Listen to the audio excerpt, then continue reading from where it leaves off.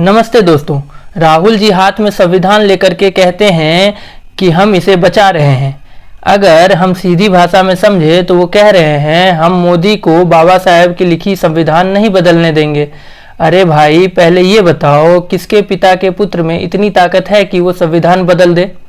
Doctor Rajendra Prasad की अध्यक्षता में 299 सदस्यों से लिखी संविधान को बदला तो दूसरे संविधान किससे लिखवाएंगे। ड्राफ्टिंग सभा की अध्यक्षता के लिए बाबा साहेब जैसी शख्सियत कहां से लाएंगे। अगर बात संशोधन की हो रही है तो इसके जिम्मेदार आपकी सरकार है राहुल जी।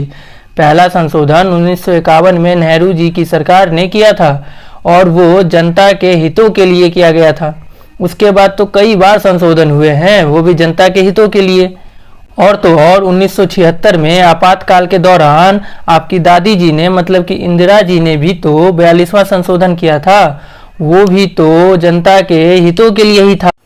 तो फिर इसका मतलब तो यही हुआ कि जहां संशोधन की बात हुई वहां जनता के हितों की बात हो रही है। तो फिर आपको जनता के हितों से इतनी परेशानी क्यों है। राहुल जी, मोदी तो इंदिरा जी की तरह मिनी संविधान तो नहीं बना पाएंगे, लेकिन अगर मोदी जी को संशोधन भी करना हुआ तो उनके लिए यह काम समुद्र मंथन कर अमृत निकालने जितना ही कठिन होगा।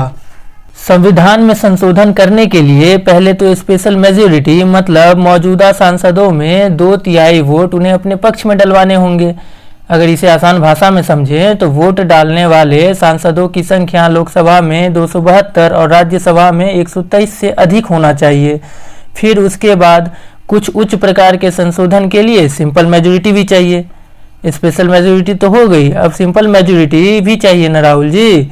फिर इसे देश के 50% से ज़्यादा राज्यों के विधानसभा में पास करवाना पड़ता है।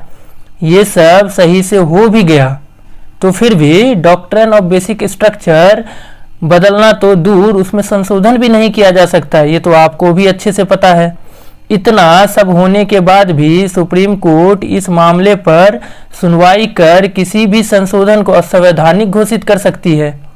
और जब बेसिक स्ट्रक्चर का एक अक्षर नहीं बदला जा सकता है तो पूरा संविधान मोदी जी आखिर कैसे बदलेंगे। कुछ बोलने से पहले सही से रिसर्च कर लिया कीजिए राहुल जी। आप इंडिया एयरलाइंस के पीएम दावेदार हैं। ये सब चीज़ें आपको शोभा नहीं देती है। और मैं समुद्र मंथन की बात इसलिए कर रहा था क्योंकि किसी भी संशोधन को करने के लिए सरकार अकेले ही कोई संशोधन नहीं कर पाएगी।